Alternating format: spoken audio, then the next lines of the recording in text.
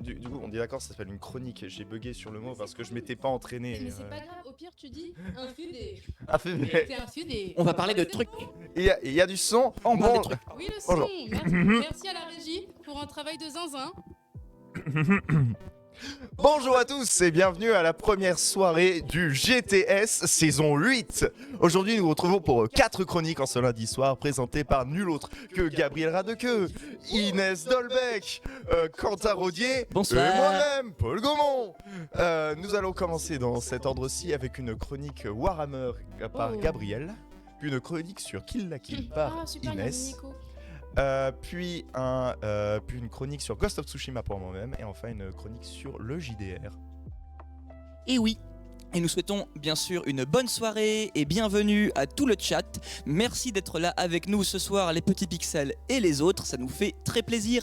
N'hésitez pas à donner vos réactions et à nous poser des questions sur le chat, on y répondra.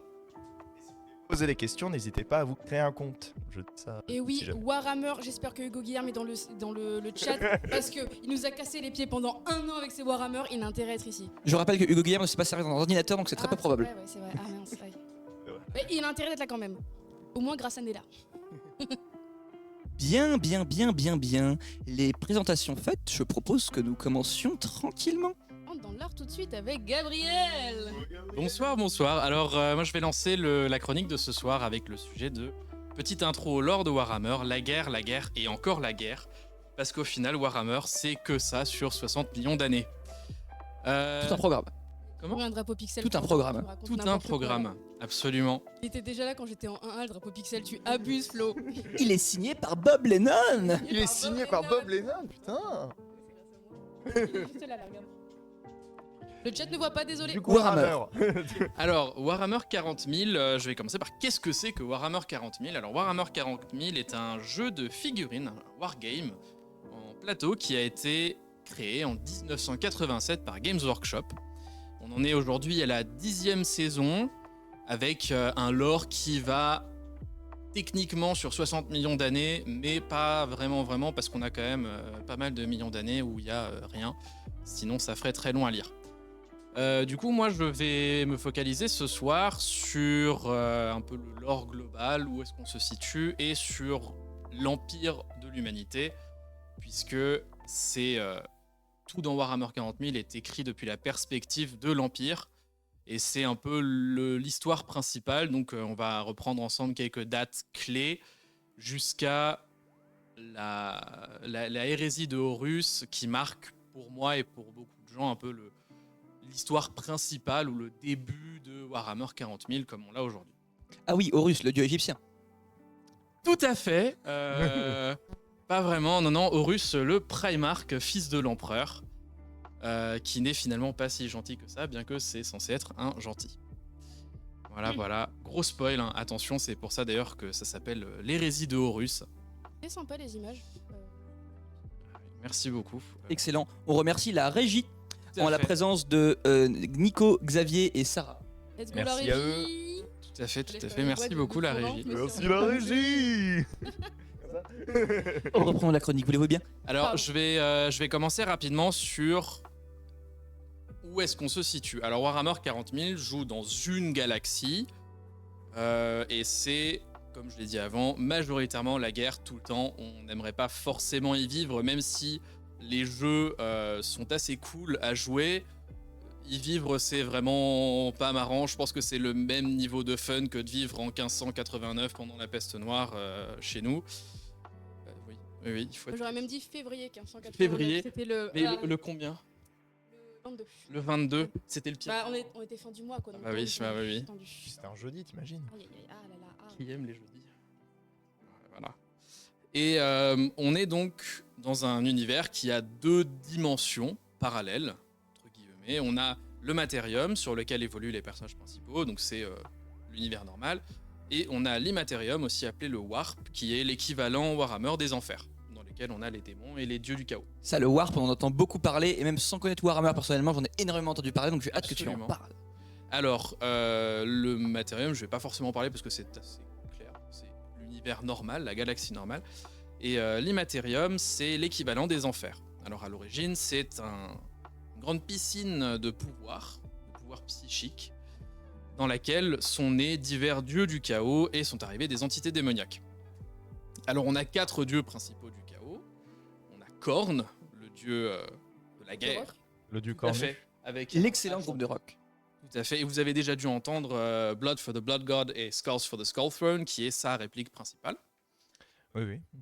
Déjà entendu parler, effectivement. De ouf. Si jamais vous suivez un peu les jeux ou ce type de trucs. Bob Lennon. Ou Bob Lennon, ou Bob Lennon aussi. On a Tzeentch, qui est le dieu de la magie, de la connaissance, mais aussi de la déception. On a Nurgle. Compris, tout à fait. Oui, pas déception dans le Oui. sens je suis déçu. Je me suis dit. Oui, non, tout Oh à fait. Non, pas dans le sens je suis déçu. Oh non. Non, Oh tout là à fait. Le dieu, l'équivalent de Loki un peu, mais Ok. en beaucoup plus Oui. ordinaire et moins fun. Mathieu a réécrit la phrase de Korn, mais pour Céline Vader. Ice-T Ice. for the Pixel God, Magic Carl for the Gideon's Throne. C'est tout à fait ça. On a une autre divinité qui est Nurgle, qui est la divinité de la pestilence, de la maladie, mais aussi de la renaissance et de la transformation, Ok. qui est l'une des divinités que la majorité de gens apprécient dans ce jeu, bien que ce soit... Même la peste, d'accord. La réincarnation, Oui, c'est sympa. C'est quand même. aussi la divinité de la réincarnation, donc ça reste fun. assez important. Et Slanesh, la divinité ça, je le connais. la plus jeune, qui est la divinité Étonnant. de l'excès, du désir et des péchés du corps. Et un starter dans Pokémon, non, du coup? J'ai aucune idée. Salamèche, non. Salamèche, c'est ça que j'avais entendu la première fois. Mais alors, Gabriel, dis-moi, moi je suis un joueur de JDR et je joue à Warhammer, mais celui avec des nains parce que j'aime bien les nains. Mais c'est les mêmes divinités. C'est bizarre. Serait-ce le même monde que Warhammer qui se passe médiéval fantastique? Alors, probablement, je pense que tu parles de Warhammer Fantasy, Oui. qui est Warhammer, mais dans un Heroic Fantasy médiéval, puisque Games Workshop, ayant une licence qui fonctionne très très bien, s'est dit on va faire la même chose, mais dans une autre époque. Comme ça, on a plus d'argent. On vend 2 fois plus. Et c'est pertinent. un truc totalement opposé. Alors, Age of Sigmar, ça fait partie du Warhammer normal. C'est une époque de Warhammer Fantasy, si je dis pas de bêtises. C'est une époque de Warhammer Fantasy. Je crois. Dans ce cas, c'est moi qui me trompe, tout à fait. Pas. Et donc, On demande la VAR du chat, du coup. The Aubric, Vous avez la Mathieu. réponse. Warhammer si Age jamais of vous Sigmar, avez la qu'est-ce? réponse. Petite Parce qu'il y a des morts vivants quand même. Est-ce que ça n'a pas un rapport avec l'enfer que tu disais tout à l'heure? C'est très possible. C'est les mêmes dieux, en tout Je cas. me suis très peu renseigné sur Warhammer Fantasy en tant Ok. que tel, vraiment plus sur le. Parce que l'univers de- ah, la VAR valide, en effet, VAR Age of valide. Sigmar est donc une période de Ah, Warhammer parfait, Fantasy. Très bien, merci Merci pour à la la réponse. Tout à fait, merci. Revenons sur 40K. Alors 40K, on va commencer l'histoire de l'humanité au 15e millénaire l'apogée technologique de l'humanité et l'expansion de l'Empire humain à travers les étoiles, un peu à la Star Wars. Donc l'humanité a plein de technologies, c'est tout cool, c'est trop génial, on va construire des colonies un peu partout. Et 10 000 ans plus tard, les machines se rebellent et on est dans Terminator. Mais non. Oh là C'est là. Dune en fait. C'est Dune. Et en fait, on beaucoup revient bref. sur le sujet de l'intelligence artificielle. Ah là là. Peut-être un sujet que vous allez voir en cours en éthique. Est-ce que Ouais. l'intelligence artificielle est quelque chose de bien ou pas? Ça fait réfléchir. Ça fait réfléchir. Alain Goudet valide. Ah mon dieu. Vraiment une rêve néomienne, ça me fait peur. Je suis désolée à tous les néomiens qui sont présents ici, qui se sont perdus, hein, vraiment. Désolée.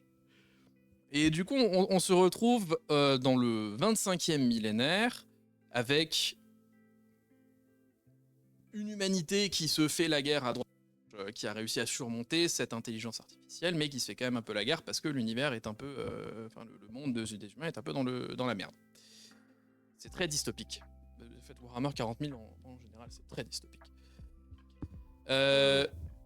Au 28e millénaire, on a un personnage qui arrive, qui est l'empereur de l'humanité, qui se révèle au grand jour, qui est le monsieur que vous voyez à droite sur l'image. Et, très doré, très angélique, très gentil. Et en fait, quand on lit les livres et qu'on s'intéresse un peu, il est pas si gentil que ça, mais c'est un peu la dualité avec Warhammer 40 000, c'est que le bien et le mal, qu'est-ce?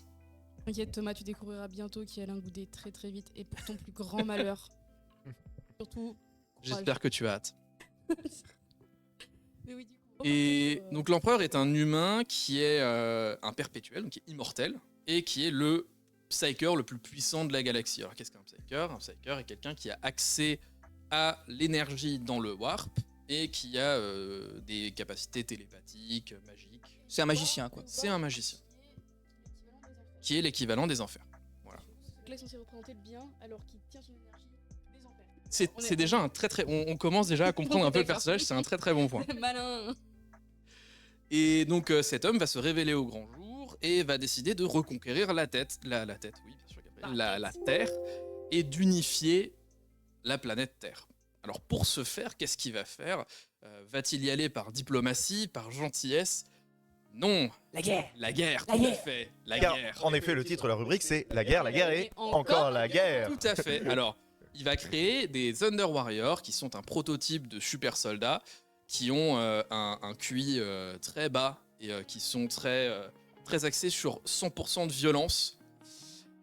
Et... Oui. Lu en haut, c'est une carte magique avec Warhammer. D'accord. Oui. Bah très très très stylé. Voilà. C'était la Et, référence magique de Mathieu. Oh, il a réussi à placer Tout à et Dune fait. et Magic, c'est bon, hein, il a fait sa soirée. Mathieu content. J'aimais bien cette image parce que je trouve que ça représente très bien les ultramarines à certains moments de l'histoire, qui sont donc un chapitre de Space Marine auquel je reviendrai un peu plus tard. Et donc une fois la Terre unifiée très pacifiquement, J'ai une question. bien sûr, Pourquoi la Terre a-t-elle autant d'importance dans un univers où il y a l'espace entier? parce que la Terre est le centre, hello, la Terre est le centre de l'empire de l'humanité. C'est un peu la base d'opération centrale, là où il y a La capitale. Voilà, c'est la capitale. C'est Paris, c'est grand, c'est sale, il y a des rats.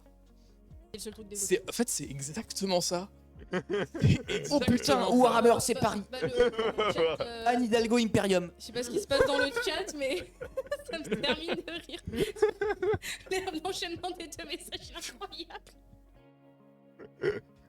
Reprenons. Ça rime en plus, hein, c'est pas mal. On est sur de la poésie, c'est Je joli. suis assez fun. Il y a une partie de je ne sais quoi qui se joue en bas à droite. Ah, il y a une partie de TFT qui se joue en bas à droite. En plus, la personne qui joue, elle a l'air très mauvaise. C'est con. C'est Bah, quel jeu? Attendez, je Alors, connais vu pas. comment il joue, C'est Ah, TFT. c'est parti. Ah Rebonjour. Alors, Bref, rebonjour. la chronique, si on peut finir à 23h, s'il vous Tout à plaît. fait, non. Oh. Alors, suite à sa conquête de la Terre, l'empereur se rend compte que les Thunder Warriors sont des brutes massacreuses et se dit mais heureusement que j'ai créé un autre super guerrier qui est l'Adeptus Custodes, qui est un petit dieu à lui tout seul puisque ce sont des guerriers surpuissants et très chers à produire, on va dire ça comme ça, qui vont donc éradiquer le reste des Thunder Warriors pour laisser place à la nouvelle génération de super soldats, les Space Marines. Ah, ceux avec les armures bleues. Je Entre connais. autres. Ouais. Entre autres, il y a Les plein de messieurs couleurs. qu'on voit à droite là? Non? C'est pas eux Si, c'est les messieurs. Ça, c'est une légion de Space Marine, tout à fait. Et donc, l'empereur va génétiquement créer les Primarchs, 20 Primarchs, qui sont ces 20 fils génétiques dotés de pouvoirs incommensurables. Chacun a un côté de ses pouvoirs à lui.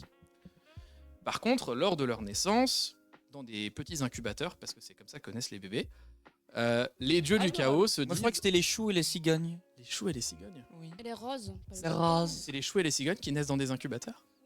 Ouais. Vous savez pas ça? Non. Bah, tu rates. Ah merde.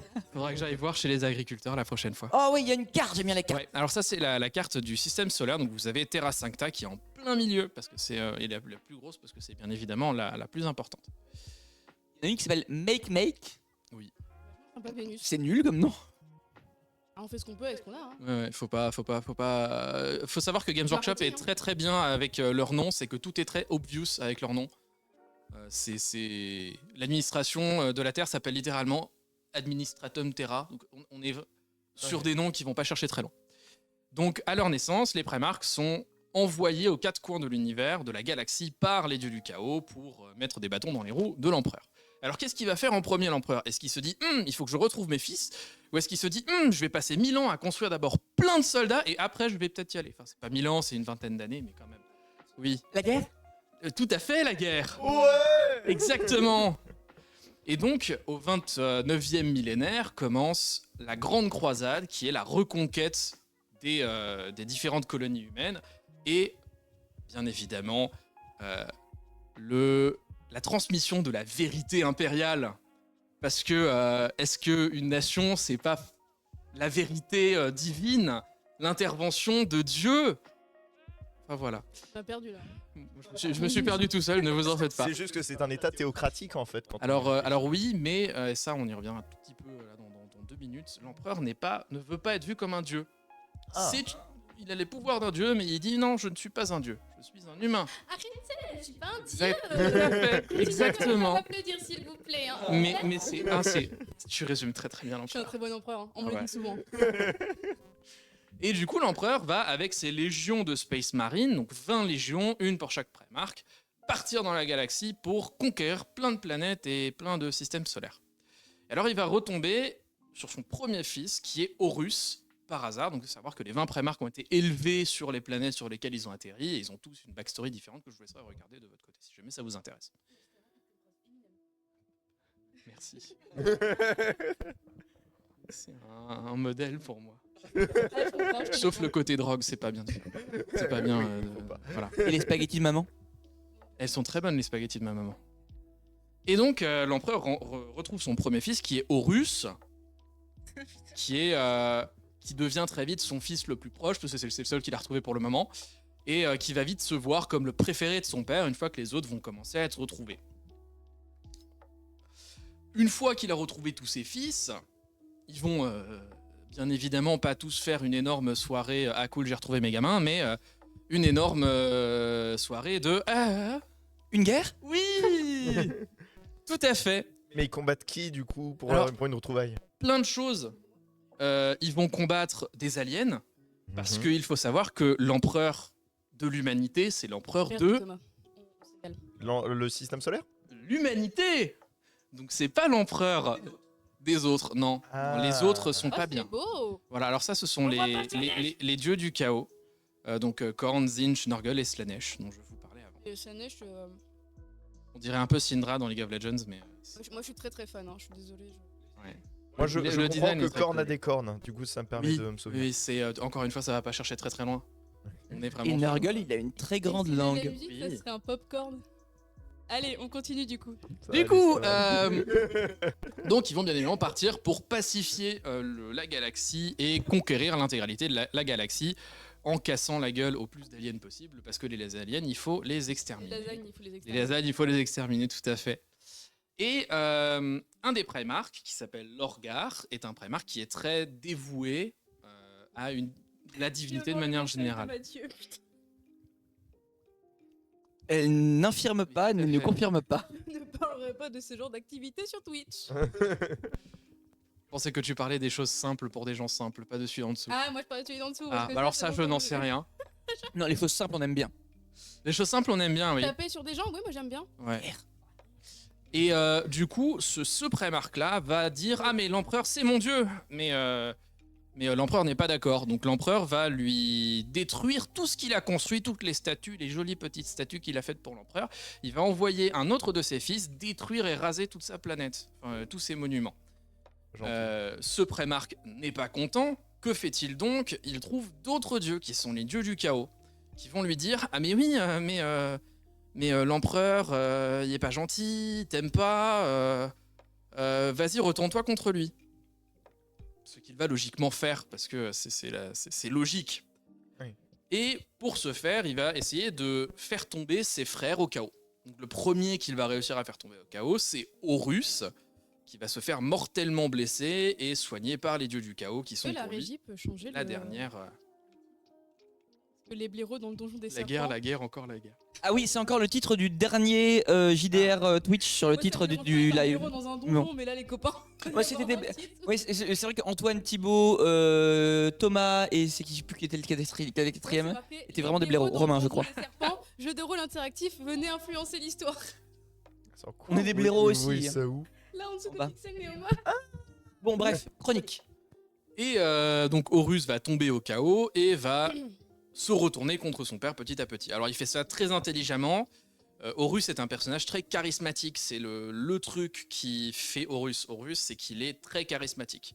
Et en fait, les dieux du chaos vont lui dire, mais oui, mais tu n'es plus le préféré de ton père. En fait, c'est que si Ça vous fait êtes, mal au si cœur, vous, hein. si vous êtes un peu religieux, c'est comme ça, c'est un peu comme Satan, un peu comme Lucifer dans la. Ah, j'ai cru que t'allais dire, Vous c'est un êtes- peu comme quand vos parents ils prennent la date de naissance de votre frère comme mot de passe, mais ok. Désolé pour toi. Pourquoi t'as pensé à ça en premier? Parce qu'il a dit que c'était plus son enfant préféré, du coup, enfant préféré, tu Oui. prends la date de naissance pour le Oui, mot de oui. passe, ou la date du chien aussi. C'est Le chien le préféré. en général, le chien préféré, c'est le C'est vrai. Ça va aller, Inès. ça va. Bon, moi ça va, hein, t'as vu que je t'ai pas bien placé. Le chien est moins chiant, le chien il sort pas en soirée, le chien il a pas de mauvaises notes à l'école. Je passe 100 balles pour ouais. une soirée. hein. Exactement, le chien il Alors, bouffe, ça il dort et dépend, puis. parce que si c'est une soirée à l'hosto. Oui, bah ça après, bon. N'en parlons pas. Tu as raison. Et du coup, Horus va lentement tourner les uns après les autres ses frères Primarques contre leur père, jusqu'à créer l'équilibre 9 Primarques pour l'empereur, 9 Primarques contre l'empereur. Oh, c'est équilibré. Pourquoi il y en a que 18? Parce qu'il y a normalement 20 légions, mais Games Workshop a rayé 2 légions de toutes ces histoires, Ouais, ce donc que j'allais personne dire, ne parce sait ce que qui sur c'est. la carte, il y en a deux, ils ont pas de cara Ouais. design, ça pue du cul. Alors, à la base, à l'origine, Games Workshop a fait ça pour laisser un libre choix aux joueurs de peindre leur perso comme ils ont envie et de créer leur propre armée en rajoutant des Primarques. Donc et après, c'est devenu un peu le mystère autour de ces 2 légions manquantes, ce qui s'est passé, etc. Et personne ne le sait. Et donc, Horus va jouer tout ça stratégiquement jusqu'à la bataille ou le massacre de Istvan III, qui est une planète qu'il va intégralement raser de la carte avec beaucoup de ses confrères sur cette planète. Donc il va donner des fausses informations aux légions Space Marine en leur disant qu'il y a quelque chose sur cette planète qui va pas bien. Ils vont tous y aller et il va bombarder la planète depuis l'orbite. Voilà. Encore une fois, on est dans le fun de la guerre. La guerre. On sent qu'ils sont là Tout pour à la fait. paix. Hein. Ah mais c'est vraiment... La paix, c'est l'objectif de l'empereur. On le sent vraiment à travers toutes ses actions. La grande paix.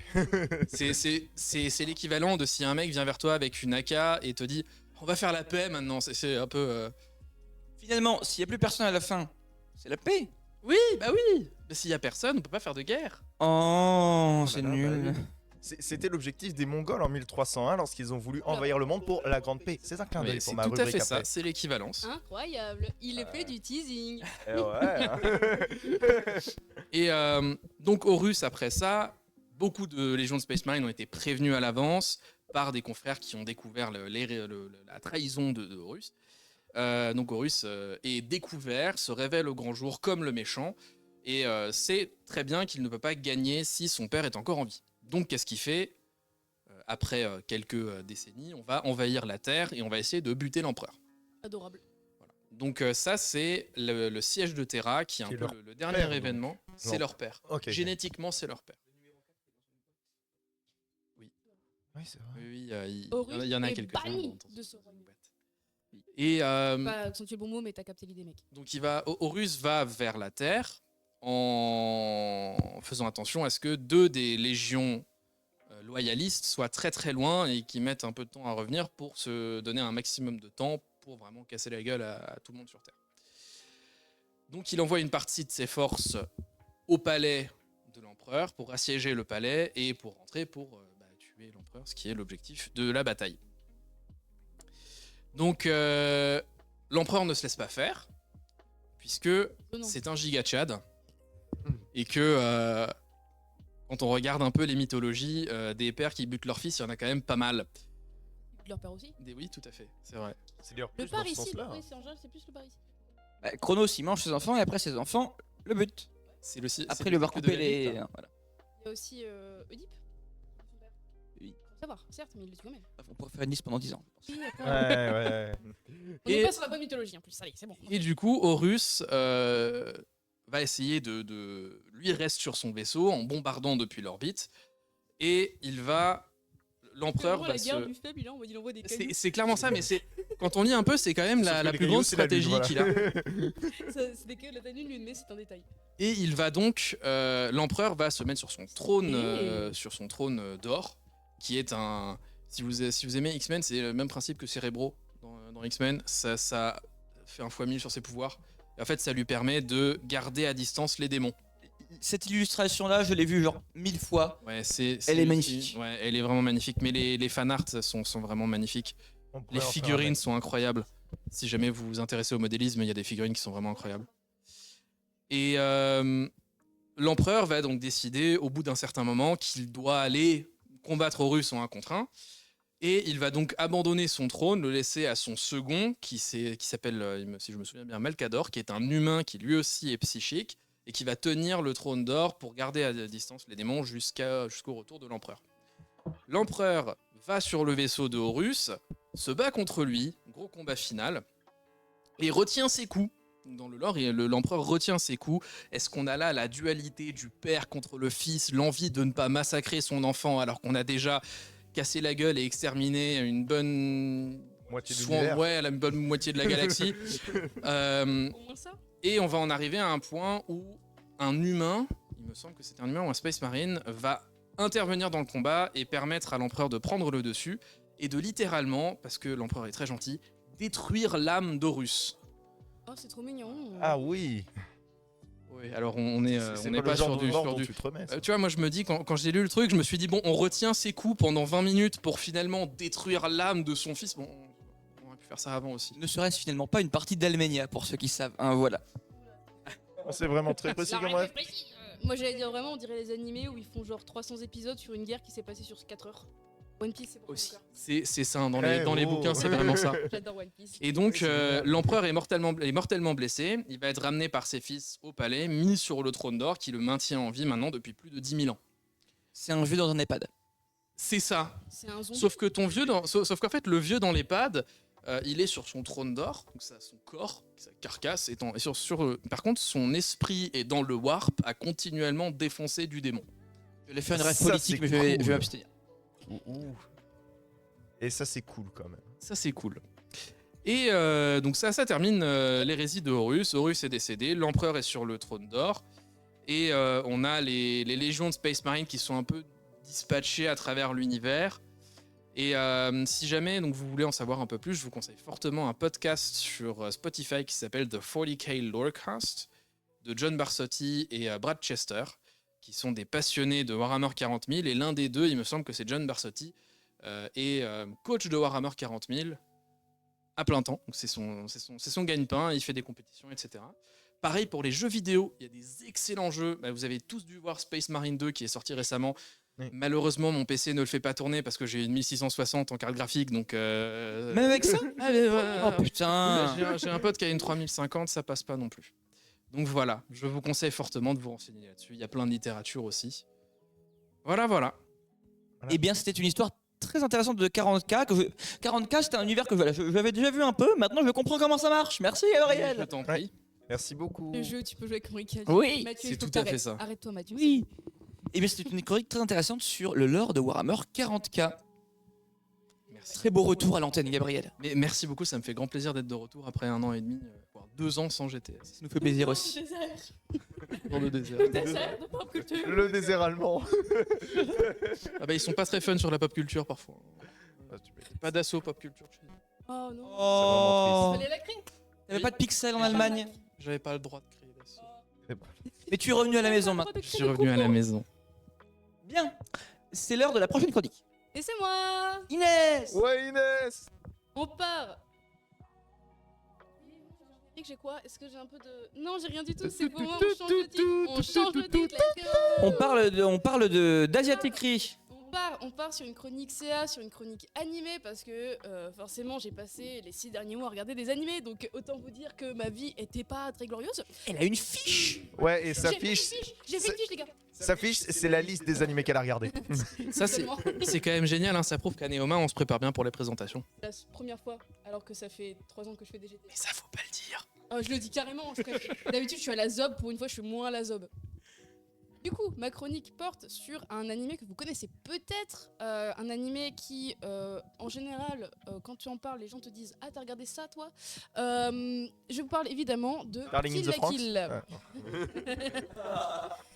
La régie est vénère. Je vous parle de Kill la Kill. C'est un animé du coup qui a été fait par le studio Trigger. Un animé plutôt court, assez punchy par son intrigue comme ses personnages. On a quand même pas mal de trucs. Et c'est un très très bon animé, j'ai beaucoup aimé. Mais c'est un animé qui en général pose beaucoup de questions.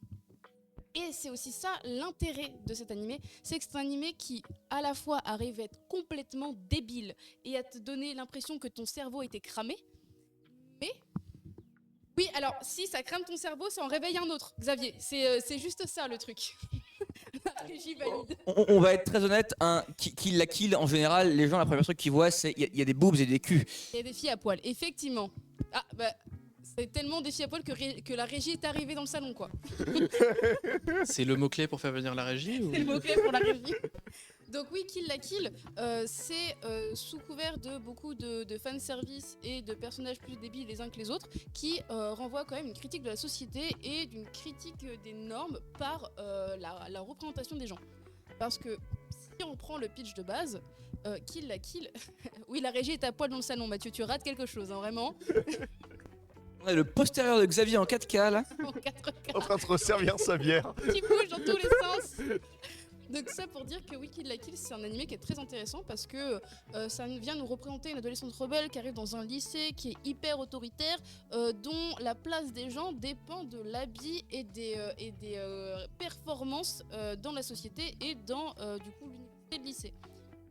Donc par ce sujet-là, ça en fait quelque chose d'hyper intéressant avec un personnage qui est un personnage principal blasé, qui cherche juste à venger la mort de son père, qui se retrouve à se battre contre tout le conseil du lycée. Ça n'a aucun sens. Tu regardes le truc, tu te dis mais c'est quoi ce délire?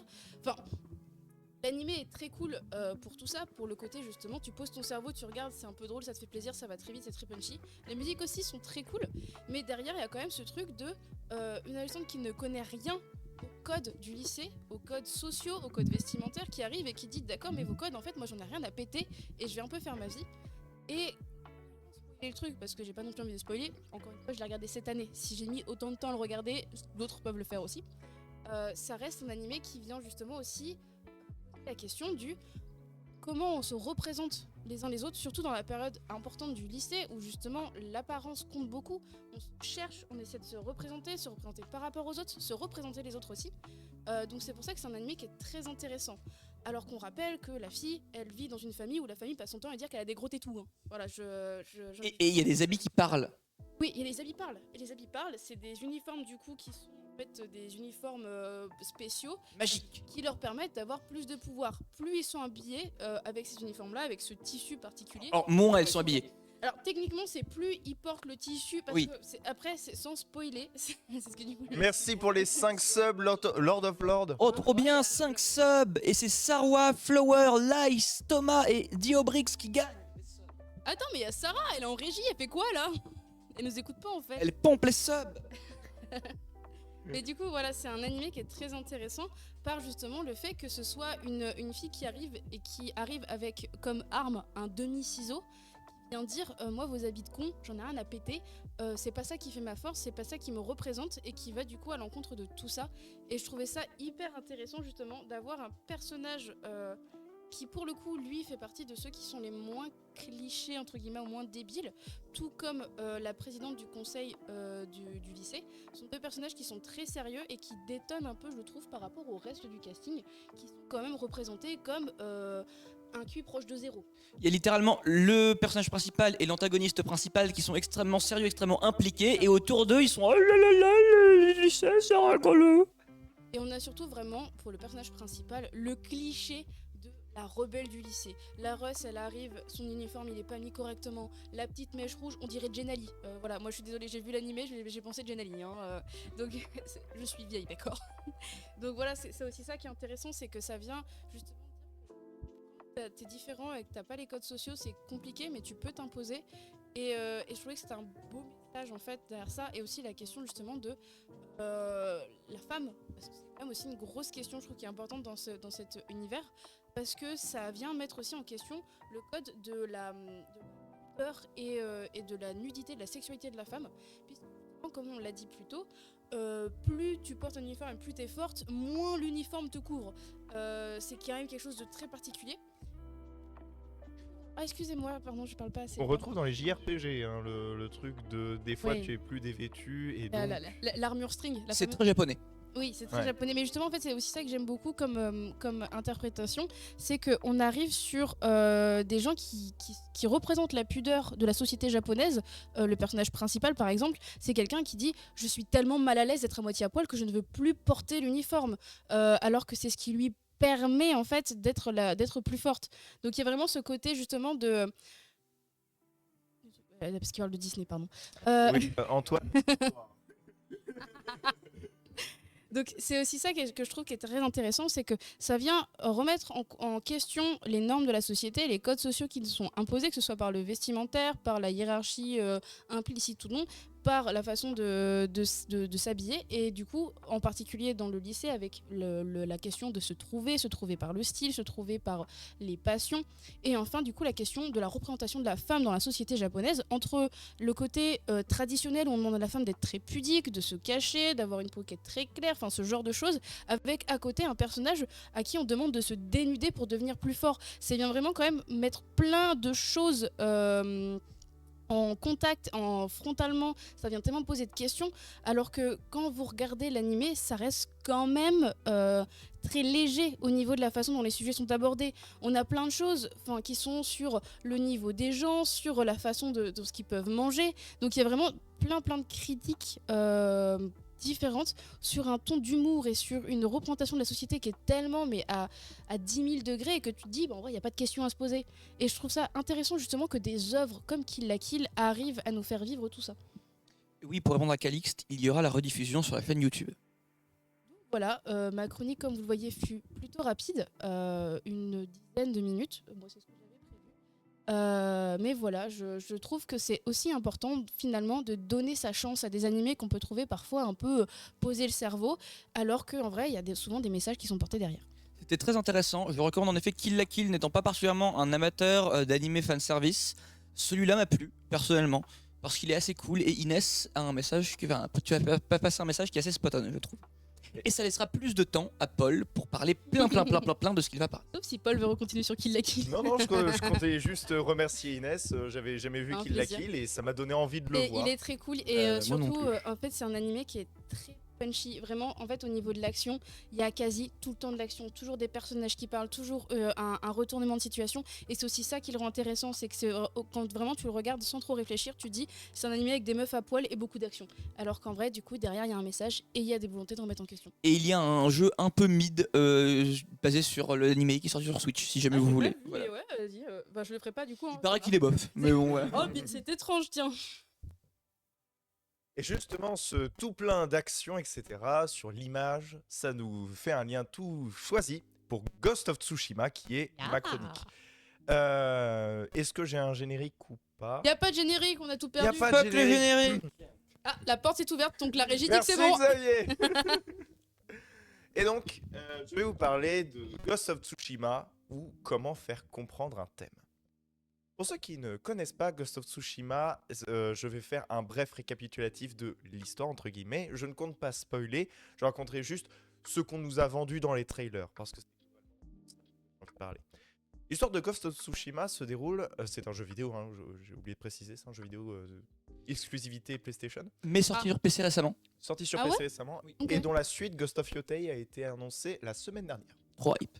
Trop hype, je suis d'accord. Elle a annoncé Les pour quand cinématiques sont géniales. 2025. 2025. Oh, ça va. En 2025. Les cinématiques va. sont géniales et je crois que Ubisoft est pas très content parce que ça vole la vedette. Assassin's Creed Shadows qui a été oui. reporté, malheureusement. Oh. C'était un sujet pour une autre fois. J'aurais pu parler de ça d'ailleurs. Peu importe.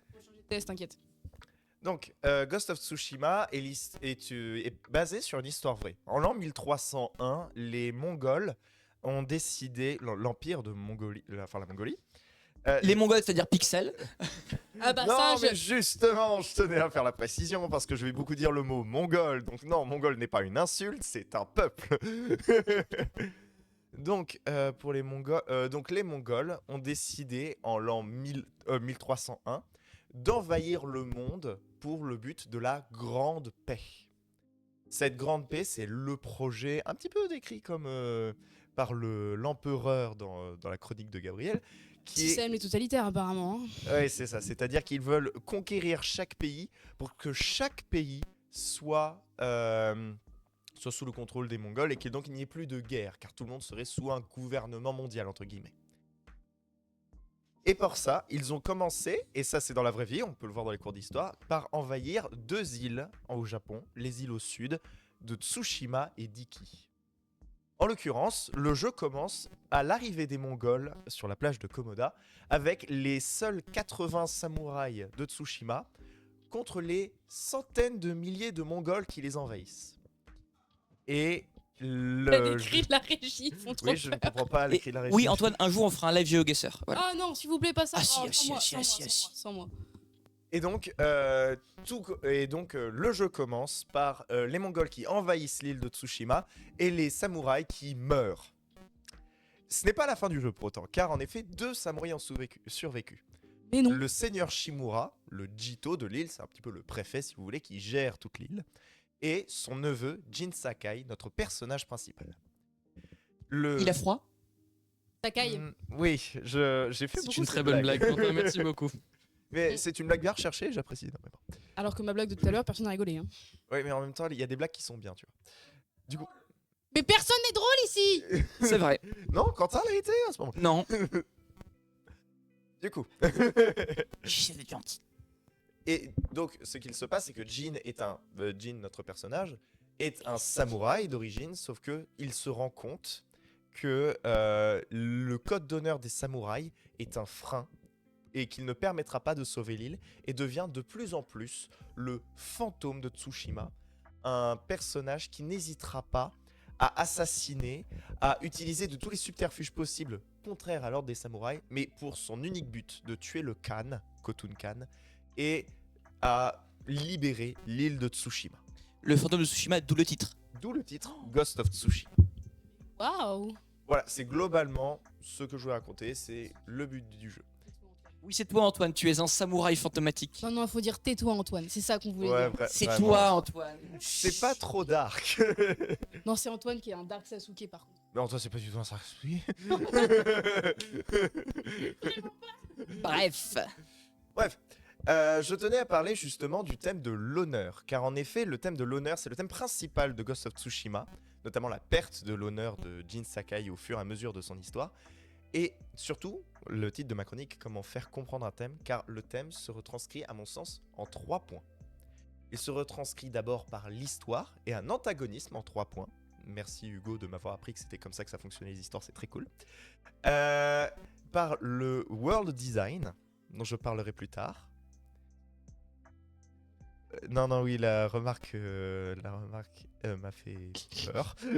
Et enfin, par le gameplay. Donc tout d'abord, l'antagonisme en 3 points. Alors, il y a 3 antagonismes. Pas 3 méchants, mais 3 antagonistes. Il y en a un que je ne vais pas mentionner parce que ce serait du spoil.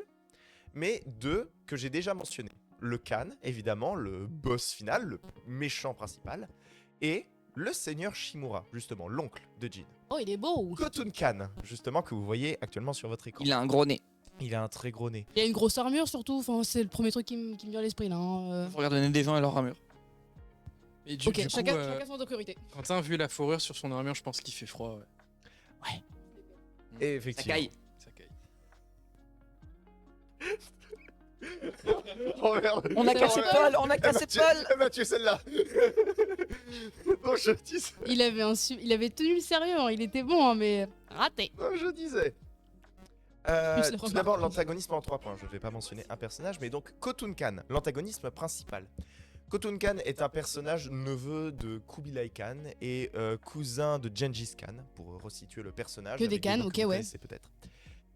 Il a été envoyé au Japon et est un personnage qui est motivé. Ce n'est pas trop développé, mais on sait que c'est un personnage qui est dans l'ombre et qui se dit que sa campagne au Japon est ce qui le fera connaître dans l'histoire. C'est ce pourquoi on le retiendra. Merci pour ton abonnement Prime, Nicolas Forteguer qui est à la régie. Merci la régie. T'es trop cool, Bakri, merci. Hein. Alors, par contre, la régie, pas la peine de tout casser non plus, hein. Je sais pas si vous avez entendu, mais il y a le rire de Nicolas Ah, il est qui est incroyable. apparu. Il est incroyable. Est-ce que la régie peut reprendre un peu de sérieux, s'il vous plaît? S'il vous plaît, j'arrive pas là. Déjà, on a une image de merde. Quoi? C'est bon, il y a C'est plus moi d'image, qui- c'est bon, il y c'est a moi qui- l'image, il y a l'image. Bon, Bref. je disais. Ouais, c'est ça, ouais. Je disais, Khotun-kan a une vision très particulière de comment envahir le Japon. En effet, pour envahir le Japon, il a passé des années à étudier le code d'honneur des samouraïs, à connaître la topographie exacte des lieux pour, comme il le dit au tout début, savoir quel village soumettre et quel village brûler.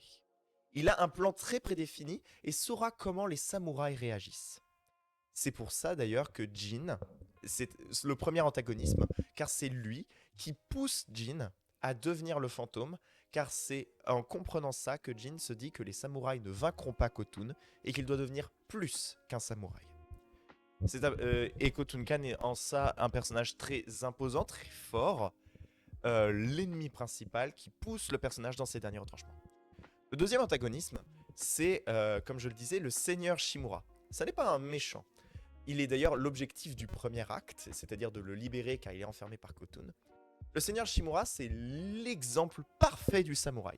C'est la personne qui a tout donné pour son honneur, c'est la personne qui a tout fait pour que le Tsushima ne soit pas dans un bain de sang perpétuel, car tout est, selon lui, gouverné par l'honneur des samouraïs.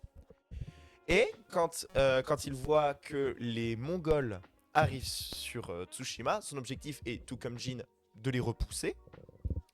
Mais pour autant, il ne va pas transgresser son honneur. Et justement, c'est ça qui amène de 1 à la défaite à la plage de Komoda. Mais surtout, il va constamment contredire Jin. Il va constamment contredire son neveu parce qu'il considère que plus Jin détruira le code des samouraïs, plus l'île sombrera dans le chaos. Parce que pour lui, ce que fait Jin est une solution de court terme et pas une solution de long terme. Car à long terme, Jin, pour le citer, enseignera au peuple à contredire ses chefs et à ne plus respecter son prochain. C'est donc une autre forme d'antagonisme, cette fois-ci venant d'un allié mais contredisant les choix du protagoniste. Là encore, je ne veux pas parler du troisième personnage, mais tout ça pour dire que le thème de l'honneur est représenté par le personnage principal qui fait des choix en fonction de l'histoire et par des personnages qui jugent l'action et qui prennent des choix différents. Mon deuxième point, si jamais, voilà. Juste, Ouais. est-ce que le surnom de Jin c'est Billy? Pourquoi? Je Je suis là n'avais pour respecter Voilà. les droits d'auteur. Billy Jeans, je n'avais même pas pensé à ça. Non, j'ai eu Pardon. vraiment une où tu l'as dit. Hein. Ok. Donc, voilà, pour les nouveaux sur les VTS, c'est la soirée des mauvais jeux de mots et des mauvaises blagues. Voilà. Et Quentin, ce soir, ton Attends, cerveau, une il très bonne fonctionne à question qui 2000 est à l'heure. hyper intéressante. J'ai mangé un Au clou. final, il vaut mieux vivre pour l'honneur quitte à en mourir ou abandonner son honneur mais survivre un autre jour. La Option régie a pas entendu la fin de la question, elle a juste dit oui. Option 1, Alors, justement, ce que dit le seigneur Shimura, le grand, l'oncle, il dirait de justement mourir, vivre avec son honneur quitte à en mourir. Là où Jin abandonnera son honneur pour vivre un autre jour justement. Inès fait apparaître des bières du hors-champ. Mais avec de la Dedans, bière à il y a- l'intérieur. Du café.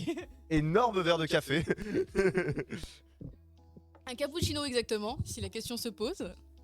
et d'ailleurs je précise. Ah bah, et je abandonner pré- son honneur et mourir, ouais, c'est. Moi j'aime bien l'idée aussi, hein. je pré- Et je précise du coup, un des dialogues qui m'a fait le plus vibrer du jeu, c'est juste un échange entre le seigneur Shimura et son neveu, Jin.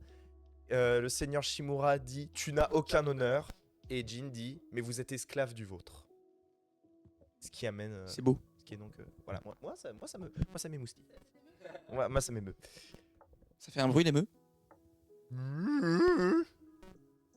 Allez, drop de ma Deuxième carte. point. Ah. Voilà, donc comme vous l'avez compris, l'histoire est construite de sorte à parler de l'honneur. Mais il n'y a pas que l'histoire qui est construite, car Ghost of Tsushima n'est pas n'importe quel jeu. Le world design y participe. C'est pour ça, la régie, vous pourrez mettre l'image d'avant, s'il vous plaît. Et non, la régie est trop occupée à saucer Céline. Et associer Céline à reprendre des bières. Respect à la post-prod, Non, ouais, mais vraiment, d'avant, hein. s'il vous plaît. L'image avec la carte. Putain, les gars, vous êtes trompés. Oui, Céline Dion. Elle est fan de l'émission, elle vient régulièrement. Ok, merci. Voilà, c'est bien celle-là. Donc, comme vous pouvez le voir, il y a un gros bloc en bas et un deuxième au-dessus. Dans les faits, il y a 3 régions qui correspondent aux 3 actes du jeu. Le premier acte correspond à l'objectif de libérer l'oncle. Le deuxième, essayer de repousser les Mongols. Et le troisième a vraiment pour but de tuer le Khan. Ce qui est intéressant, c'est de voir l'évolution à travers les régions. On ne le voit pas vraiment avec la carte. Est une région vraiment très lumineuse. C'est le tout début du... Merci pour la célébration. C'est vraiment le tout début du jeu, et donc à ce moment-là, Jin est encore rempli de son honneur. Il est encore rempli de la volonté de libérer son oncle pour reprendre en tant que samouraï l'île. Et donc la région est très au bord de la mer, mais elle est aussi très ensoleillée, il y a énormément d'herbes, c'est lumineux. C'est vraiment le thème. C'est les vacances, quoi. C'est les vacances. C'est agréable, ça repose, ça apaise. Une fois que le château de Kaneda est repris, on peut passer à la deuxième section qui est le milieu. C'est la deuxième région, et celle-ci est par contre beaucoup plus terne. Il y a beaucoup plus de marées, et même les lieux de manière générale sont plus des repères de pirates. Et globalement, même notamment la mission la plus culte du jeu qui s'appelle le fantôme de Yarikawa, qui est une mission, vraiment, je l'ai refait, j'en bave de plaisir tellement elle est géniale. Bave de Du plaisir. calme. Waouh. Elle est géniale par la musique, par le rythme, Ok. etc. Avec donc Jin qui a libéré son nom pour objectif donc notamment de demander l'aide à la grande île, mais aussi à récupérer son armure, renouer avec ses racines. Et c'est dans cet acte qu'il doit faire un choix entre rester samouraï ou abandonner son titre pour devenir le fantôme. Et ça se retranscrit par le world design, parce que déjà c'est le milieu de l'île, c'est donc un choix, entre guillemets. Quand tu dis le milieu de l'île, tu veux dire vraiment Euh. l'espèce de petite botte avec la pointe, ou c'est vraiment la... La partie en plus la épaisse. botte. Est-ce que tu vois, il y a un moment ça descend un petit peu comme la Finlande. Alors, je vois juste vraiment la botte comme ça avec un éperon saurais très haut. Il y a un vois ce que moment je veux où dire. ça repart, à la côte est de l'île, il y a un moment où ça repart. C'est juste avant. C'est ça le milieu. Et justement, c'est le milieu de l'île, car c'est un petit peu un embranchement en termes d'histoire, mais c'est surtout très sombre parce que ça pousse vraiment Jin à faire un choix. Comme je l'ai expliqué dans l'histoire, il va surtout faire le choix de devenir le fantôme. C'est du spoil, mais en même temps, c'est ce qu'on nous a vendu dans les trailers, c'est pour ça que je me permets de le dire. Et donc, la dernière île, c'est le nord. Donc, C'est le Nord. Voilà. j'aurais pas dû le dire Bref. comme ça. C'est donc le nord de l'île, donc comme on peut s'en douter, c'est très montagneux et il y a de la neige. Et c'est très intéressant, car Jin, à ce moment-là, devient à la fois très chaud, très bouillant, à vouloir tuer le Khan. Caliente. Mais en même temps, très faible. Impassible, mais il bout de l'intérieur. D'accord. Il est empli d'une colère froide, notamment d'émotions très négatives comme la déception de son oncle.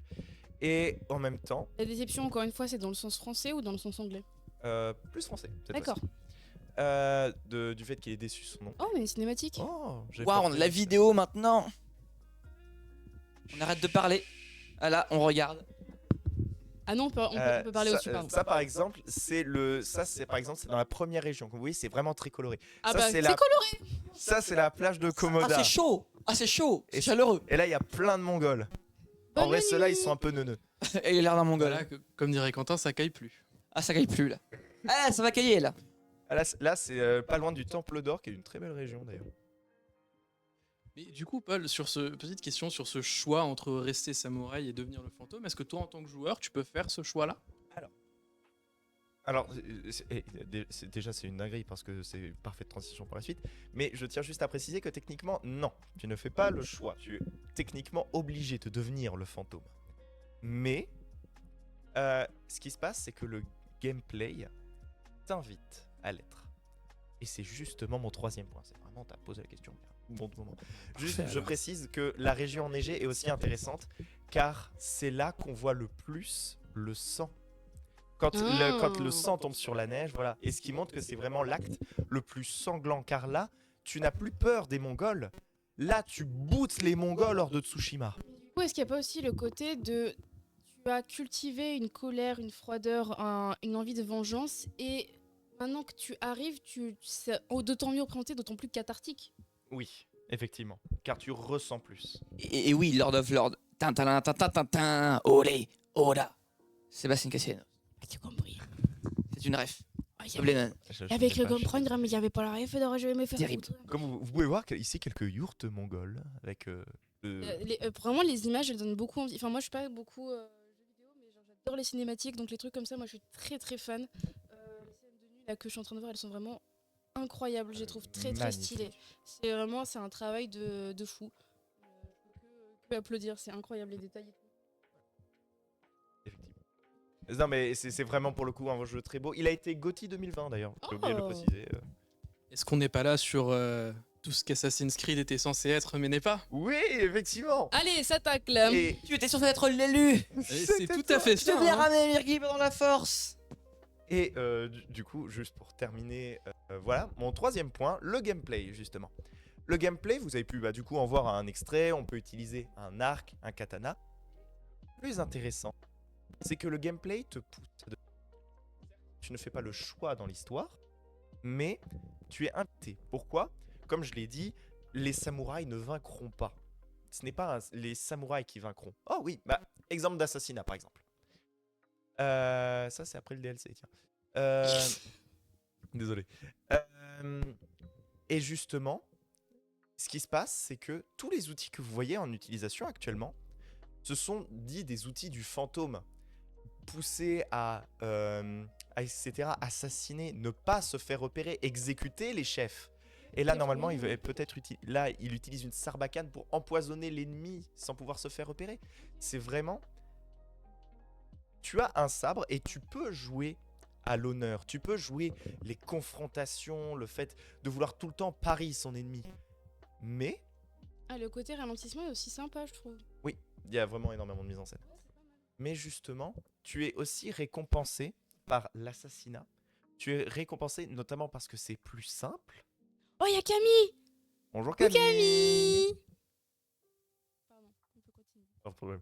Tu es récompensé parce que c'est plus simple. Tu es récompensé parce que c'est plus fun. Et du coup, ça te fait te demander, mais je n'ai pas envie de jouer le samouraï.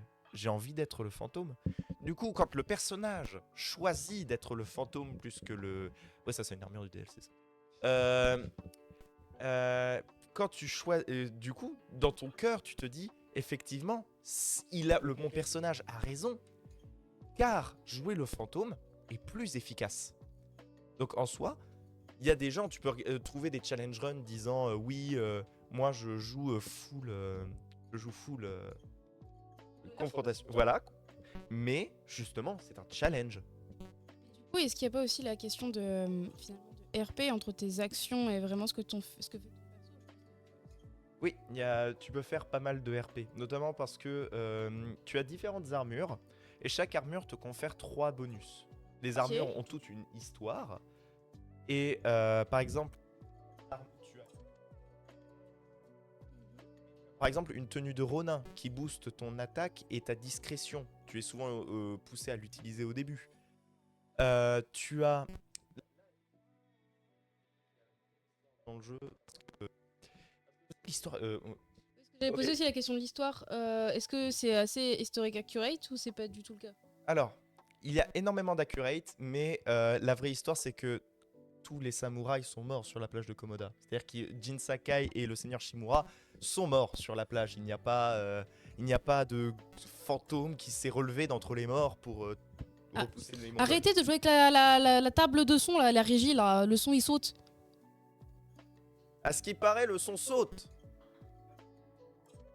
Ok. Hmm. Pas à côté du micro. Merde, j'en étais où On était sur l'accuracy Il est mort. des samouraïs. Oui, c'est ça, que du coup, ce n'est pas vraiment accurate. Mais beaucoup de choses sont vraiment accurate historiquement. Ok. Déjà, comme je l'ai dit, le fait que Tsushima et Iki sont vraiment les premières îles. C'est d'ailleurs, je l'ai appris de deux manières. Je l'ai appris en cours de Géopo et je l'ai appris en regardant la fiche précisant Kubilai Khan dans Civilisation 6. J'ai regardé l'histoire et j'ai vu le mot Tsushima et Iki. J'étais très content. Apprenez l'histoire avec le jeu vidéo. Oui. Et oui. Du coup, est-ce que tu as proposé à Géo ton aussi. prof de Géopo à jouer à Ghost of Tsushima? Je lui ai proposé des mangas. Il a lu des mangas. C'était un prof de Géopo génial. Sympa. Incroyable. Non, c'est premier degré. Voilà.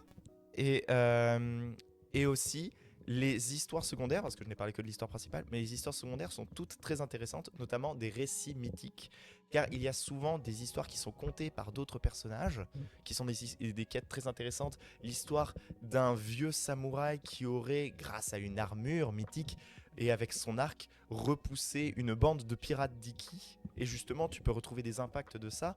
Il y a des histoires secondaires, notamment avec la ville de Yarikawa, des samouraïs qui se sont révoltés, une ville que tu peux repérer, et d'ailleurs qui mène à la meilleure quête, le fantôme de Yarikawa. Jouer juste pour le fantôme de Yarikawa, c'est putain de génial comme quête.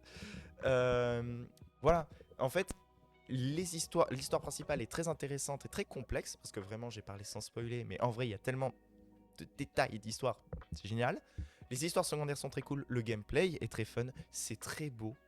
Et même si c'est très violent, ce n'est pas comme Kill la Kill que de la baston, et ce n'est pas que de la guerre comme Warhammer, mais il y a aussi la moitié du jeu qui est très reposante. Vous voyez l'image en bas, c'est un des sanctuaires du jeu dont le seul but est, donc le but c'est d'obtenir un charme, genre un peu un anneau pour les Dark Souls, genre c'est un bonus quoi. C'est très zen, très shetsu.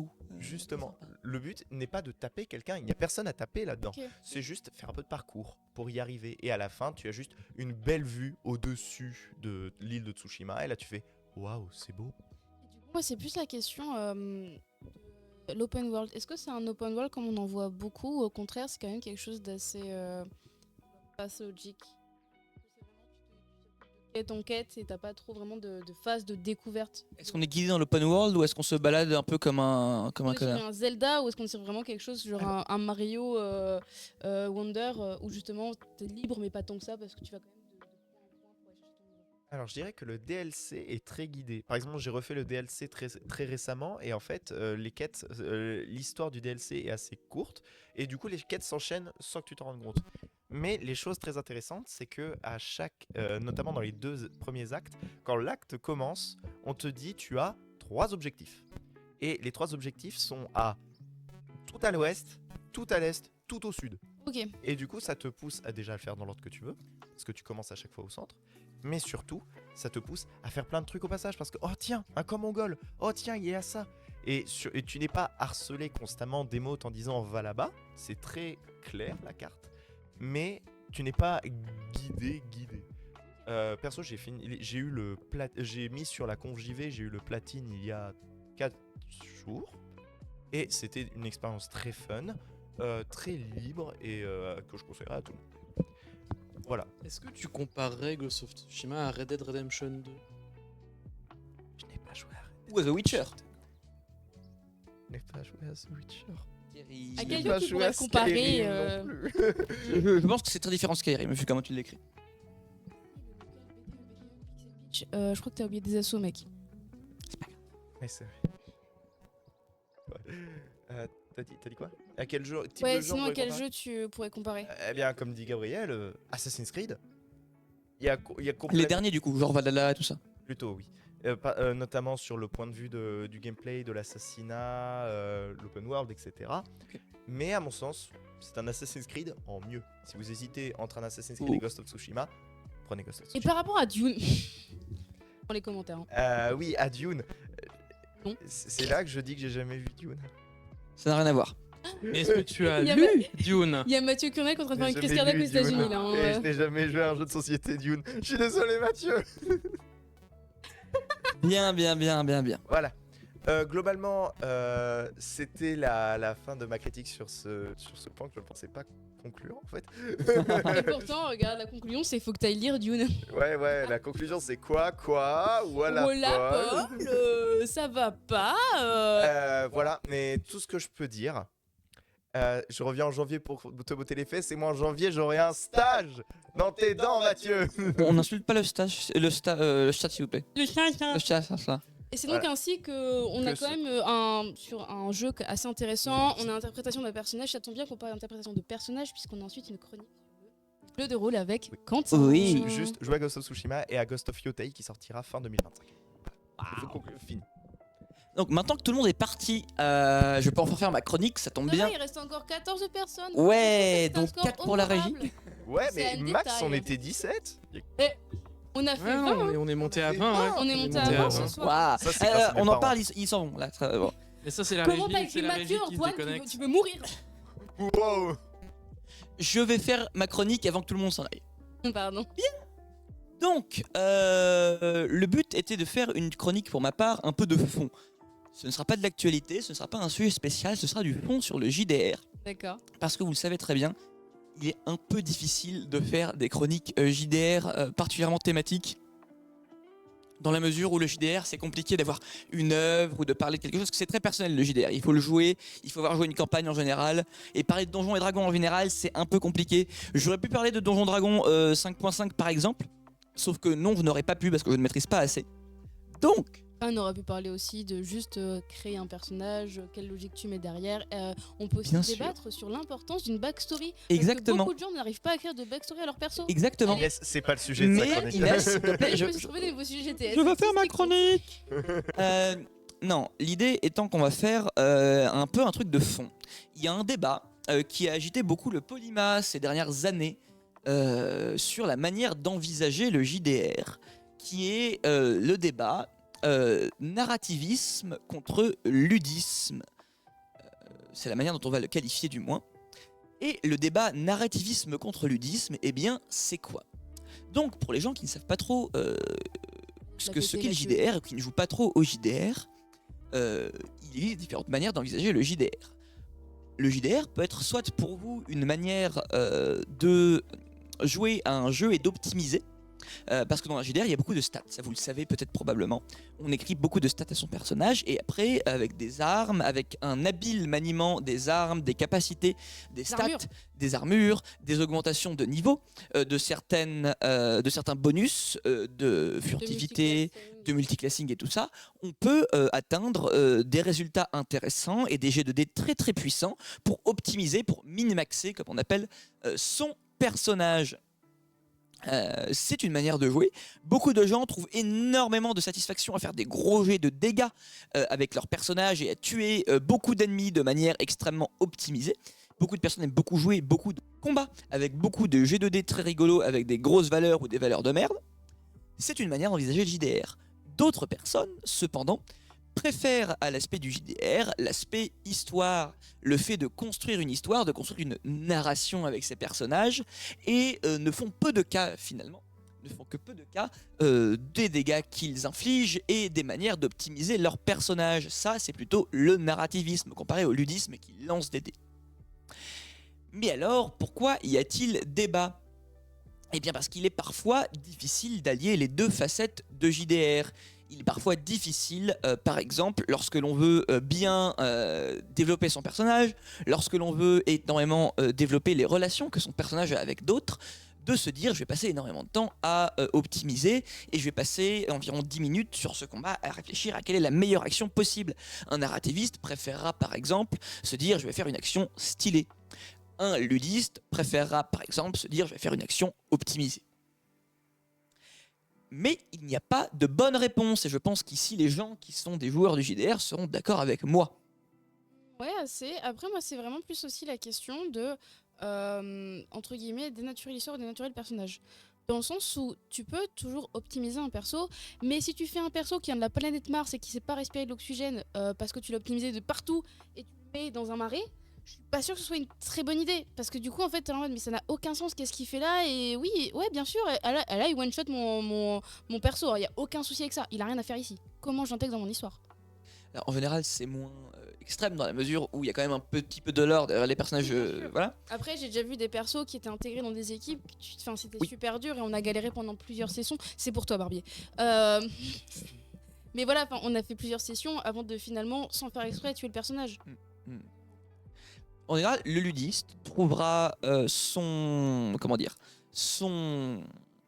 enjoyment, son fun dans le JDR finalement, en un personnage qui à la fin sera un personnage quasi invincible et qui one-shottera des ennemis, qui aura la meilleure arme du jeu, la meilleure armure du jeu, le meilleur sort du jeu, la meilleure classe du jeu, bref, voilà. C'est une manière de jouer au JDR. Et là, je vais rebondir sur ce que nous dit Queen of Spades. Je pense que c'est une bonne solution, c'est l'impro. Le MJ peut clairement allier les deux et peut très bien s'adapter aux joueurs en face de lui comme ça. Et justement, l'impro, c'est beaucoup du narrativisme. Et les joueurs très ludistes, en général, aiment beaucoup moins l'impro. Ils préfèrent être en contrôle de ce qu'il se passe dans une partie de JDR.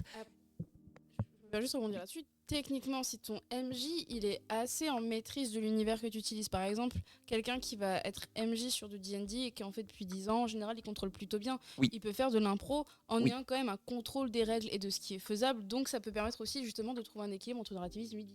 Mais du coup, ça demande un travail d'autant plus important en amont du MJ de contrôler un univers complet et surtout d'être sûr d'avoir un univers qui n'a pas de lacunes en fait. Oui, un de univers failles. assez construit. Ce qui est très difficile en tant que MJ très souvent. Et en fait, le souci étant qu'il n'y a pas de bonne réponse entre narrativisme et ludisme. C'est une question de préférence. Oui, le MJ qui va avec ses joueurs. Quoi. Mais il arrive souvent que dans un groupe, on ait des gens qui tirent plus vers le ludisme et tirent plus vers le narrativisme. Jusqu'ici, j'ai fait une opposition, mais en réalité, c'est un spectre. Personne n'est purement ludiste et purement narrativiste. Les purement ludistes, ils s'amusent à faire des tableaux Excel de compta, et les purement narrativistes, ils font du théâtre et pas du JDR. Voilà. Notamment, voilà, l'utilisation de maps peut être en effet très ludiste. Le narrativiste n'aura qu'à penser, qu'à se dire, bah voilà, moi j'imagine comment se représente mon JDR, j'imagine où sont mes personnages, et à l'arrière, je m'adapte à la narration. Là où le ludiste préférera se dire, mon personnage est là, voici le petit pion, il est à environ 5 mètres de l'ours qui se trouve dans le coin, donc je ne peux faire que des choses qui se trouvent à 5 mètres. Bref, là où je veux en venir, c'est qu'en général, on doit faire un compromis vu que nos joueurs ne sont jamais purement... Il y a Hugo Guillaume qui existe et qui fait tout le spectre à lui tout seul. En fait, c'est que le spectre est un cercle. Oui, Où il arrive à faire les deux en même temps. oui, même si, voilà... Et il fait la toupie tout le temps. Hugo fait la Où toupie. il tourne. L'idée étant que il y a un juste milieu à atteindre et le juste milieu est en général très difficile pour le MJ Oui. puisque ça nécessite, comme dit Inès, d'avoir un univers et surtout un système de jeu sans faille qu'on ne peut pas optimiser, qu'un joueur ludiste et purement optimisateur ne peut pas craquer. Et puis surtout, un optimisateur, il aime bien te demander t'es sûr que mon modificateur c'est un +2 ? Parce que, alors techniquement, regardons ma fiche, et là t'es là, t'es en mode. Alors attends, faut que je lui explique qu'il y a 3 mètres 5, du coup, que ça Voilà. fait. La modification, elle est limitée, mais pas tant que ça, parce que la météo fait qu'il y avait des nuages et un vent de 3 km. Il faut donc Là, un c'est univers très suffisamment précis, un système suffisamment précis. Oui, Gabriel. Mais est-ce que ça, du coup, un MJ choisit l'équipe avec laquelle il va jouer? Oui. Donc Oui et non. beaucoup de... Ouais, oui, c'est vrai que oui et non, parce que ça dépend en C'est assaut, vrai. surtout, tu T'as- choisis pas vraiment Tout le temps. avec qui tu T'es joues. un Mais nouvel MJ, tu sais pas encore ce que tu veux faire. T'es Tout un à nouveau fait. joueur, tu sais pas ce que tu aimes vraiment. Il y a plein de choses. mais j'ai quand différentes. même l'impression que les MJ avec lesquels j'ai pu jouer moi mettent les règles au clair dès le départ. C'est on va jouer comme ça. Bien sûr. Vous avez tant et tant de Et c'est ce qu'il faut faire. de- Puis outre les Voilà, règles, là-dessus. outre les dirais qu'il y a aussi le côté, c'est le MJ qui oriente le scénario. Sûr. S'il y a un joueur qui les casse les pieds, un malus peut lui tomber sur le coin du nez. Moi, je sais que je suis quelqu'un qui aime, par exemple, beaucoup parler à côté de mes personnages et qui commande souvent l'action. J'ai déjà eu des MJ qui ne trouvaient pas ça agréable et du coup, je me suis pris des malus pour ça et c'était amplement mérité. Donc, c'est aussi la question de comment le joueur se comporte, à la fois en RP et hors RP autour de la table. Je pense qu'il y a vraiment aussi toute cette dimension-là à prendre. D'un autre côté, il faut aussi donc adapter, donc comme on a dit, aux joueurs ludistes et ne pas trop, comment dire. Oh putain, Nicolas nous a. C'est presque la fin du GTS et Nicolas nous a mis en grand le truc sur l'écran. Là, c'est le futur. Ça n'a pas changé le chat. Pour moi, il n'y a vraiment aucune différence. Je suis désolée. Bref. Mais d'un autre côté, il faut s'accommoder aussi aux ludistes. C'est-à-dire que si tu fais un scénario qui est trop tourné vers les combats, avec trop de jets de dés, avec trop de caractéristiques sur tes monstres, etc., et ben les ludistes vont se faire chier. Les pages de perso, les fiches de perso sur 5 pages, et toi t'es là en mode en fait j'ai rempli le nom et le prénom et c'est tout. Annonçant mon biais très personnel,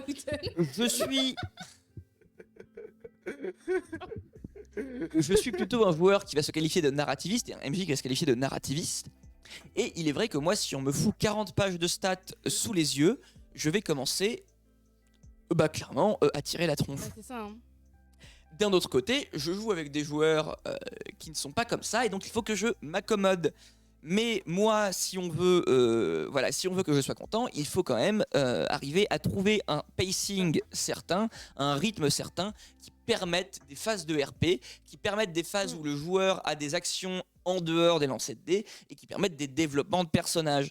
En fait, il faut assez de règles pour pouvoir justifier 90% des interactions, mais il faut aussi que tu aies un flou artistique pour pouvoir permettre à tes joueurs de vraiment s'éclater et de pouvoir commencer à te faire des plans qui n'ont aucun sens. Et que, si tu réfléchis, tu te dis mais ils font n'importe quoi là, ils sont en train de bousiller mon scénario, mais c'est pas grave parce qu'il y a toujours en fait cette distance, un peu ce flou artistique, cette flexibilité dans le scénario qui est hyper intéressante et c'est cool en fait d'avoir cet équilibre qui est jamais très équilibré en vrai, mais c'est pas grave parce que ça rend aussi le jeu.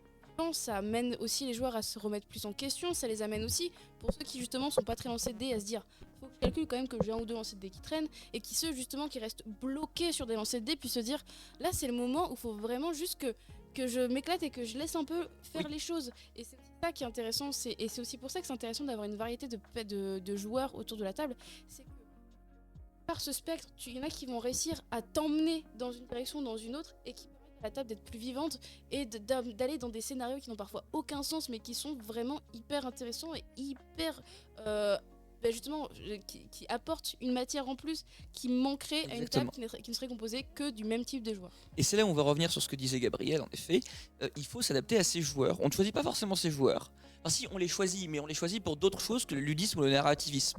Si vous avez un MJ qui vous choisit ses joueurs juste pour le ludisme ou le narrativisme, c'est un psychopathe. Ce n'est pas un ami. Après, il faut faire attention aussi avec. Je vais sortir une phrase qui peut peut-être sonner cliché, mais trop de narrativisme tue le narrativisme. Exactement. Je suis d'accord. C'est très difficile de trouver. En fait, en tant que MJ, ça m'est malheureusement déjà arrivé pendant mes années de lycée, c'est très difficile, même si on est à fond dans le narrativisme, c'est ultra difficile de garder un sang-froid quand les joueurs partent pendant 2 heures dans des side quests qu'on n'avait pas du tout prévus. Et qui partent totalement de leur côté et qui nous disent ah bah non maintenant c'est notre JDR, toi ton. Il faut savoir cadrer. Alors il y a de ça, mais il y a surtout les joueurs qui se séparent. Oui. Et qui font mais totalement trois trucs différents. Oui. Alors et toi tu cours à droite à gauche. Les joueurs qui se séparent, ça peut être incroyable comme délétère. Oui. Tout cela pour dire, il faut s'adapter à ses joueurs, il faut connaître ses joueurs et c'est pour ça que un bon MJ, en fait c'est un MJ qui a de l'expérience malheureusement très souvent. Et qui connaît ses joueurs. C'est pour ça que personnellement j'aime beaucoup jouer avec les mêmes joueurs parce que ça permet beaucoup plus de liberté. Ah ouais, moi j'aime bien découvrir un nouveau groupe. C'est très cool de découvrir un nouveau groupe, mais pour raffiner, et moi c'est mon point de vue là-dessus, pour en fait raffiner ton mastering et arriver à un bon équilibre, il faut connaître ses joueurs, j'estime. C'est plus facile du moins. Moi je considère que je suis vraiment une MJ très chaotique. Du coup le fait de rencontrer des joueurs nouveaux à chaque fois, ça me permet aussi de toujours être dans cette dynamique de nouveauté, d'adaptation et j'aime beaucoup ça. Moi c'est vraiment ce côté adaptation, pas forcément adaptation genre des nouvelles règles d'un système, mais vraiment ce truc de je m'adapte aux nouveaux persos que j'ai en face de. Merci, je savais qu'on se suivrait. Mais voilà, c'est vraiment ça aussi, En je trouve soi, ça intéressant. dépend si tu veux faire du JDR pour vraiment t'amuser. Ah, c'est Romain, mec, un steak de veau. Je reconnais. D'accord. Ça dépend si tu veux vraiment faire ça pour t'amuser ou vraiment le genre du sérieux. Moi, tu peux faire les deux. Moi, je suis quelqu'un qui peut, comme je l'ai montré là il y a pas longtemps sur mon groupe, faire du chaos pur chaos, ça me fait gaulerie. J'adore emmener les gens avec moi, j'adore que les gens m'emmènent avec eux. Mais si j'ai envie de faire des parties qui sont brossons, des trucs où ça t'emmène, ça t'investit émotionnellement, et ben je vais le faire aussi. Et certes, il va y avoir une notion de chaos.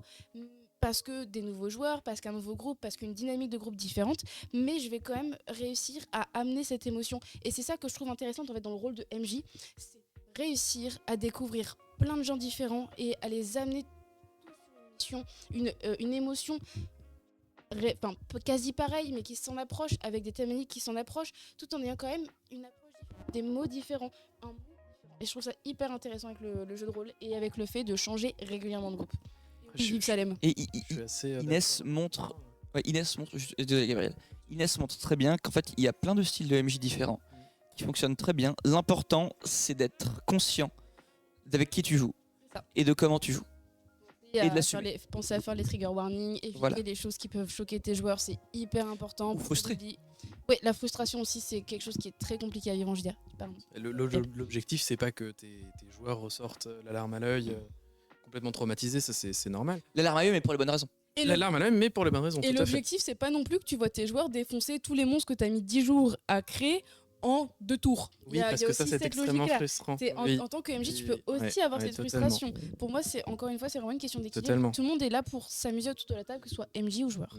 Et je trouve que le narrativisme est, pour moi personnellement, plus simple quand tu connais ton groupe de joueurs, Oui. parce que tu peux adapter ton histoire. Il y a une cohésion, tu connais les gens, tu as cette proximité avec tes joueurs, donc tu sais ce qui va plaire à tel et tel joueur, donc tu peux adapter ton histoire, intégrer des petits clins d'œil dans C'est ce que ton j'allais dire. JDR. Le narrativisme, il faut que le MJ connaisse les joueurs, là où le ludisme, il faut quand même beaucoup plus que les joueurs connaissent le jeu. Oui, c'est vrai. C'est pour ça d'ailleurs que le ludisme est beaucoup plus adapté à des systèmes de jeu établis sur manuel. Là où le C'est narrativisme vraiment. est comme un peu plus adapté à des systèmes un peu à la one again. Voilà, je trouve. Après voilà, encore une fois, il n'y a pas de bien ou de mal. Le ludisme et le narrativisme sont deux courants de pensée. Mais ce que je trouve intéressant, équilibre. c'est que cette logique, Oui. je trouve que cette logique se retrouve aussi un petit peu dans le jeu vidéo, où tu vas avoir dans beaucoup de jeux vidéo, que ce soit dans des histoires qui sont plus ou moins ouvertes, des gens qui vont dire, moi je suis là pour vivre l'histoire du personnage, interpréter ce personnage et agir comment je suppose que le personnage agirait, pendant que d'autres sont vraiment dans le, moi je suis là pour récupérer le loot, et j'en ai rien à péter si ça correspond pas au lore. Exactement. Et C'est la différence entre les gens qui préfèrent Ghost of Tsushima et Monster Hunter, hein, Romain? en JDR, Le mal n'est pas le pôle JDS par contre. En JDR, beaucoup de gens sont entre les deux et essaient de. Voilà. Donc l'idée, voilà, c'est vraiment ça, c'est pour moi s'adapter à ses joueurs, connaître ses joueurs et surtout en fait, connaître les attentes de chacun, que ce soit des joueurs ou du MJ, avant de commencer à jouer. On ne peut pas, j'estime, et là c'est le seul moment où je serai absolu sur cette chronique, c'est qu'on ne peut pas faire un JDR 100% narrativiste ou un JDR 100% ludiste. Je suis assez d'accord. Ça ne marche pas. Il y a forcément quelqu'un qui va être frustré et surtout en fait c'est dans ce cas-là autant écrire une histoire à plusieurs mains ou juste lancer des dés sur un Excel pour voir qui fait le meilleur score. Attention, quand un seul incite parle en absolu. Oh, Exactement. incroyable, la rêve à Star Wars. Tu vois, donc le site du JDR. Ça va, t'as fait beaucoup de nuances pour une dernière non-nuance qui en vrai s'explique. Et donc, en tant que MJ narrativiste, personnellement, voilà, je finirai peut-être un peu sur cette note-là. J'essaie de m'adapter à mes joueurs qui demandent plus de ludisme. Peut-être que s'ils écoutent, ils se reconnaîtront. Et là où, au début de ma carrière de MJ, j'étais en mode oh, on va faire 5 caractéristiques, et puis vous lancez des dessins, et puis j'interprète le résultat comme je veux. Voilà.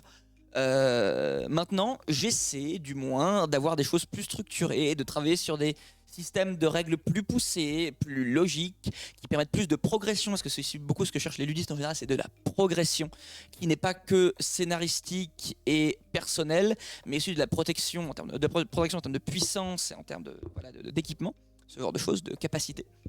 Et donc voilà, moi en tant que narrativiste, j'estime que la plus grosse marge de progression que j'ai, c'est sur les systèmes de jeu, sur le ludisme et sur l'aspect gameplay du jeu. Et j'essaie de m'améliorer là-dessus. Et enfin, si jamais vous vous posez la question de quel type de joueur de jeu de rôle vous êtes, Pixel sera présent à la Gaming Reims pour des initiations jeux de rôle. Donc si vous êtes sur Reims, à ce moment-là, n'hésitez pas à passer. Vous pourrez donc jouer avec nous. Au niveau des MJ, donc on aura Valentin, on aura Quentin, on aura sûrement Louis Barbier, on aura aussi sur un jeu un peu plus chill, on aura plein de choses. Si je dis pas de bêtises, c'est le week-end du 28 novembre, mais j'ai des gros... C'est le week-end d'avant, je crois. Ouais. Donc voilà, c'est aux alentours Ça, c'est 17. Bien joué. 16-17. Donc voilà, si jamais le JDR vous plaît, que vous n'avez pas l'occasion avant ça de tester, n'hésitez pas à passer à la Gaming Reims. Nous serons présents avec l'association Au Port de l'Imaginaire qui nous propose gracieusement des scénarios. Tu as déjà joué à Sombre, Antoine, tu arrêtes. Mais voilà, donc on sera présent surtout à ce niveau-là. Si jamais vous avez envie de vous lancer en tant qu'MJ et que vous êtes au Polyma, n'hésitez pas à envoyer un message à vos respos pour tenter d'être MJ aussi. Merci pour la com. Sur la Gaming Reims. De toute manière, on fera sûrement un petit groupe pour y aller. Moi, j'aimerais beaucoup faire un cosplay. S'il y a un petit groupe cosplay qui se fait, moi, je suis trop chaud, s'il vous plaît. Peut-être que je réessayerai cette année. Donc voilà, je relance un peu tout ça. Ah oui, et aussi du coup, moi je vous ai fait une chronique sur un animé. Il faut savoir que le pôle CA de Pixel a aussi un petit guide animé en préparation. Qui va sortir bientôt pour l'intégration des nouveaux. Donc voilà. J'ai encore 10 tests à écrire à peu près. Oui, c'est pas grave. Aussi, j'en ai beaucoup à écrire parce que j'en ai mis plein. Mais voilà, faut savoir que du coup, on a aussi plusieurs projets. On a le GTS ici qu'on est en train de faire actuellement. On a des petits guides CA qui sortent. On a des initiations jeux de rôle qui vont se faire. Voilà, si vous êtes nouveau à Pixel, n'hésitez pas, il y aura des initiations jeux de rôle. Nous viendrons vers vous. Et de toute façon, s'il n'y a pas ce que vous voulez, n'hésitez pas à le lancer et à proposer vos idées parce que c'est aussi comme ça que l'assaut peut vivre. C'est aussi comme ça que l'assaut évolue grâce à vos idées et à vos projets qu'on met en avant. Et c'était la fin de ma petite chronique débat, qui n'avait pas pour but d'être exhaustive ou vérité générale. Voilà, c'était juste pour débattre entre nous. On a dit un peu des conneries et un peu des trucs vrais. Je vous laisse savoir quel est le vrai et quelles sont les conneries. Maintenant, si vous avez aimé les 4 chroniques que vous venez de voir et que vous êtes nouveau à Pixel ou surtout pas, la troisième d'ailleurs, la deuxième, Pixel cherche ses chroniqueurs GTS. Le GTS a lieu toutes les 2 semaines dans un setup très rigolo. Vous pouvez venir y parler de ce qui vous passionne, quoi que ce soit. Pas la peine de beaucoup préparer si vous êtes des gens qui sont un peu à la zob, on est certains comme ça. Si justement vous au contraire vous aimez bien préparer, et bah préparez. Dans tous les cas, au pire il y a les petites reviews qu'on poste sur Pixel Instagram et Pixel Facebook. Donc voilà, n'hésitez pas à vous renseigner, à découvrir ce que Pixel a à vous offrir et à vous faire plaisir dans l'assaut si vous n'y êtes pas encore et que vous allez le rejoindre. C'est une asso qui est très très cool, qui a plusieurs projets différents. La chaîne Twitch, elle attend que ça d'être développée. Si vous avez des idées Twitch, mais faites-vous plaisir. Si vous avez envie d'être sur le GTS, faites-vous plaisir. Si vous avez envie d'être à la com, faites-vous plaisir. Enfin bref, faites-vous plaisir. Nous avons besoin de chroniqueurs, nous avons besoin d'une régie aussi. Si vous voulez faire de la régie, c'est tout à fait régie, possible. Oui. Si vous maîtrisez OBS. Exactement, que OBS. vous voulez maîtriser OBS, faire des layers. Moi, je suis là Xavier est un excellent professeur. Et voilà, on a plein de choses à revendre. C'est une asso qui vous ouvre grand les bras pour que vous puissiez vous lancer sans aucune crainte, avec un accompagnement et surtout une volonté de vous écouter pour justement toujours découvrir un peu plus. Fin de propagande. C'est un très bon mot de fin. On se retrouvera très vite pour des autres GTS, pour d'autres live cuisine, je crois, qui arrivent ce semestre. Ouais, par contre, la cam, elle. C'est le prochain CV à Pixel. Des bisous. Promis. Ah, ça s'en va. Des bisous. Désolé, merci beaucoup. Merci beaucoup. À la prochaine. Les oublis à tout le monde. Au revoir.